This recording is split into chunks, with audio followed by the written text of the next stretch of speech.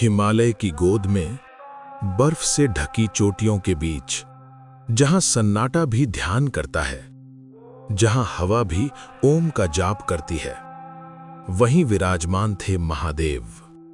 न राजा न भोगी, बस एक योगी, एक वैरागी, एक अनंत चेतना।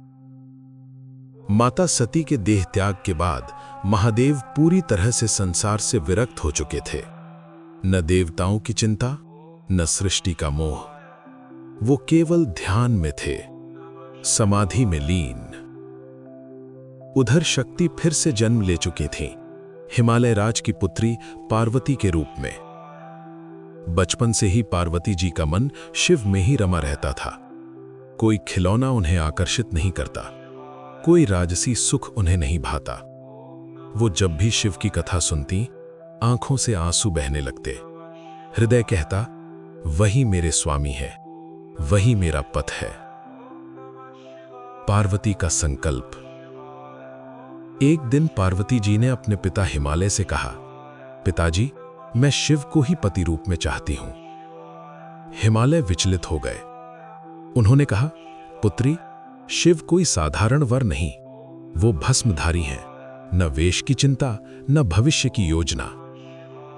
पार्वती मुस्कुराई और बोली, पिताजी, जहां सब कुछ छूट जाता है, वहीं से शिव मिलते हैं। उन्होंने निश्चय कर लिया, शिव को पाने के लिए तप ही मार्ग है। कठोर तपस्या। पार्वती जी वन में चली गई। पहले फल फूल, फिर केवल पत्ते, फिर केवल जल, और अंत में कुछ भी नहीं। सर्दी में बर्फ पर बैठकर तप, गर्मी में अग्नि के बीच साधना, वर्षा में खुले आकाश के नीचे ध्यान। देवता घबरा गए, धरती कांपने लगी, तप की अग्नि से त्रिलोकी तपने लगी। पर शिव अब भी ध्यान में थे। शिव की परीक्षा। महादेव ने पार्वती की परीक्षा लेने का निश्चय किया। वो एक वृद्ध ब्राह्मण का वेश धरकर आए। कहा, पुत्री, तुम क्यों इस भस्मधारी के पीछे पड़ी हो? वो न घर देंगे न सुख। पार्वती का मुख शांत था, पर स्वर अडिग। उन्होंने कहा, जो शिव को नहीं जानता, वो संसार को क्या जानेगा? मेरे लिए वही सब कुछ है। बस यहीं महादेव का हृदय पिघल गया। वे अपने वास्तविक स्वरूप में प्रकट हुए। शिव शक्ति का मिलन। आकाश से पुष्प वर्षा होने लगी। देवताओं ने हर हर महादेव का घोष किया।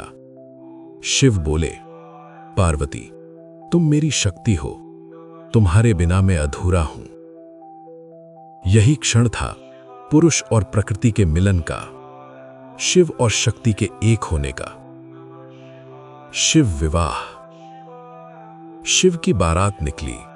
भूत, प्रेत, गण, नाग, डमरू, कोई सजा धजा नहीं, कोई दिखावा नहीं, पर प्रेम इतना शुद्ध कि स्वयं ब्रह्मा, विष्णु और इंद्र भी नतमस्तक हो गए। पार्वती आईं, लाज, सौंदर्य और शक्ति का स्वरूप। और उस दिन संसार को समझ आया कि प्रेम वो नहीं जो सुविधा देखे, प्रेम वो है जो त्याग समझे। कथा का सार। जहां अहंकार मिटता है, वहां शिव मिलते हैं। जहां समर्पण होता है, वहां पार्वती प्रकट होती हैं। हर शिवरात्रि केवल पर्व नहीं, ये याद दिलाने का दिन है कि तप, धैर्य और प्रेम तीनों मिलकर ही जीवन को शिवमय बनाते हैं। हर हर महादेव।